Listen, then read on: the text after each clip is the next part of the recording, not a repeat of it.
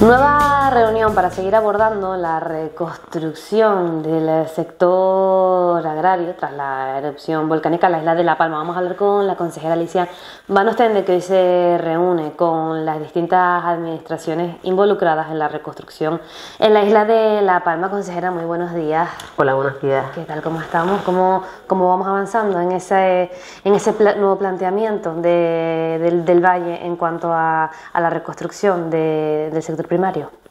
Bueno, ya llevamos trabajando prácticamente un año con ese estudio de viabilidad que ya tenemos terminado. Es la primera fase y ahora estamos trabajando ya en otras dos cuestiones, que son empezar esos proyectos ya de ejecución, ¿no? Esos proyectos de detalle, y también ese decreto, ese borrador de decreto, que será el que ponga las bases de la reconstrucción, ¿no? De cómo poder hacer esa nueva reestructuración de toda la zona, que es una de las propuestas que ponemos sobre la mesa para el sector. Hoy estamos hablando, consejera, de una reunión institucional. Hemos tenido reuniones también con las personas directamente afectadas con todo esto, que son los agricultores, los productores, etcétera. Se hizo esa reunión para recoger pues sus peticiones, para resolver sus dudas, etcétera. ¿Cómo ha influido esa reunión en lo que hoy tenemos sobre la mesa de ese estudio de viabilidad? Sí, es verdad que han sido muy interesantes. Hicimos 3 sesiones para poder tener reuniones más pequeñas, de formato más pequeño, en que pudiese haber más participación. Y hemos recogido muchas opiniones diferentes. Y es verdad que ahora la presentamos a los ayuntamientos y cabildos también para conocer la opinión de ayuntamientos y cabildos. Entendíamos que lo primero era hablar con los afectados y después ya plantearlo a las administraciones competentes para seguir avanzando, ¿no? Hoy es ese día de presentar el estudio de viabilidad, de presentar ese borrador de decreto a las administraciones competentes en la isla de La Palma, que son el Cabildo y los 3 ayuntamientos del Valle, y poder recabar también la opinión. Además la hemos hecho con un formato también con los técnicos de las administraciones también, que es una reunión más técnica que política, ¿no? Entendemos que tenemos que seguir trabajando la parte técnica del asunto. También hay una cuestión que queremos poner sobre la mesa hoy, también la preocupación por... también está convocado el PEINPAL a la reunión, también está convocado el alto comisionado del Gobierno de España. El PEINPAL también nos preocupa porque tenemos esa medida de ayudas, que en las zonas de los bordes de las coladas tenemos expedientes de solicitudes de personas que quieren quitar los escombros de la finca y poder empezar ya a cultivar. Esa zona todavía son zonas de exclusión en las que no se puede todavía hacer ningún trabajo. Bueno, traemos también propuestas de qué zonas serían, para ver la opinión del PEINPAL sobre cómo poder ir enfocando las cuestiones en esas zonas de borde de colada. Es decir, estamos intentando atender también a esas personas porque teníamos la duda también en ese momento que se producía aquella reunión. Recuerdo que lo hablábamos con uno de los técnicos encargados de todo este proyecto y nos decía que bueno, lo ideal era ese agrupamiento, ¿no? de parcelas también, incluso pensando en ayudas en Europa, en esa sostenibilidad que también queremos ir hacia ese rumbo. Pero tenemos también a esos productores que querían pues emprender o retomar, mejor dicho, su actividad de forma más individualizada. Estamos intentando contemplar también esas opciones, que sea algo combinado. Sí, tenemos sobre todo son estas fincas que están parcialmente sepultadas, es decir, fincas que se quedaron con una parte de la finca tapada por la lava y la otra no, y que simplemente es una tarea menor poder recuperar la finca, ¿no? Estamos hablando de pequeñas obras de los bordes de las coladas, digamos, que es un poco delimitar el borde de las coladas. Es verdad que hay también distintos intereses también, o distintas voces que hablan de poder trabajar por sí mismo determinadas zonas. Bueno, yo creo que hay muchos intereses en esta cuestión y habrá que ir viendo exactamente qué posibilidades hay. Hablamos de hacer constituir una nueva realidad, ¿no? Cuando hablamos de hacer estos grandes bancales nuevos, de forma que se aprovecha mejor el espacio, que se hacen las vías mejor hechas, las canalizaciones mejor hechas, todo mucho más organizado que como estaba quizás antes, ¿no? Que se fue haciendo poco a poco, que la orografía también influía. Ahora tenemos una orografía distinta. La idea de poder hacer una reparcelación es poder dar una solución técnica más viable y más eficaz, ¿no? Pero entonces es la voluntad de poder facilitar eso, y también la facilidad de, con este proyecto, poder ir a buscar los fondos, ¿no?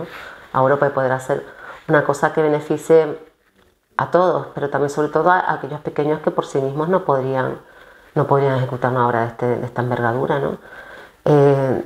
Entonces, bueno, habrá que buscar el interés de la mayoría para poder tomar decisiones.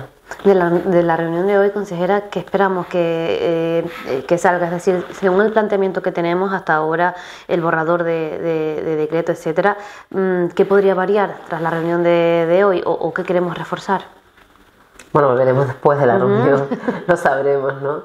Bueno, yo creo que hay determinadas cuestiones que tenemos que plantear a los ayuntamientos sobre cuestiones, por ejemplo, estas que hablábamos de esas parcelas que están parcialmente sepultadas. ¿Qué opinan los ayuntamientos sobre el futuro a corto plazo de esa zona?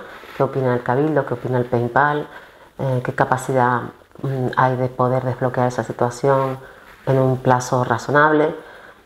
También tenemos que pedir la opinión a las administraciones de qué opinan de esa agencia de gestión de la normalidad que se plantea en los decretos, que se plantea y se describe en el decreto de transición ecológica, pero que se aplica también en la parte agraria, ¿no? ¿Qué esperan ellos o cómo ven esa agencia, si realmente entienden que es un instrumento eficaz?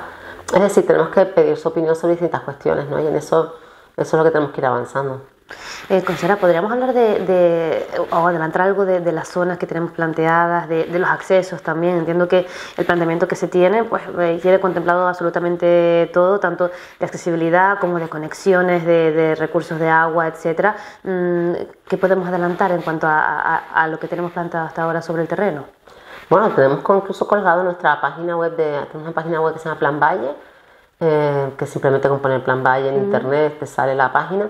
Y ahí están desde las ayudas que hemos hecho, pero también están la normativa y también están las presentaciones que hemos hecho a los afectados de ese estudio de viabilidad. De ahí se pueden ver los planos, cómo se han aprovechado las vías principales, que son la nueva vía de la laguna hacia Puerto Nao, y también la vía que se está construyendo en la costa, y los caminos existentes también, tipo el camino de San Isidro, para aprovechar esas vías y a partir de ahí, y con la orografía, ir planteando esos bancales. De manera que también luego hay caminos secundarios también para conectar los bancales, ¿no? Es decir, esa es la parte de las infraestructuras viarias. En la parte hidráulica también se prevé en el estudio de viabilidad el refuerzo de la capacidad de almacenamiento de agua y mejorar la balsa de Dos Pinos y mejorar la balsa de Cuatro Caminos, porque ambas balsas pues, han sufrido mucha caída de ceniza también. Por tanto, la idea es poder mejorar esas balsas, construir otra balsa nueva que será el Arenero 2, que es un proyecto que ya tenemos en la consejería desde hace más de un año, y otra balsa para el almacenamiento de agua para la red de ollas Remo. Es decir, es recalcular las estructuras hidráulicas también de las comunidades regantes que existían antes, de manera que cada propietario pueda posteriormente seguir trabajando con la comunidad de regantes con la que trabaja antiguamente, ¿no? Esa es un poco la idea de la parte hidráulica. Pero claro, esto lo que significa es que se hace todo de una forma ordenada, tanto los viales como las redes de riego, también la infraestructura de electricidad. Es decir, hay que plantear toda una nueva red de servicios que van acompañando a estos viarios, ¿no? Y por tanto, por eso buscamos una solución conjunta, porque si no sería muy complejo que cada uno fuese por su lado, reconstruyendo aquí y allá, ¿no? Y poder hacerle llegar los servicios.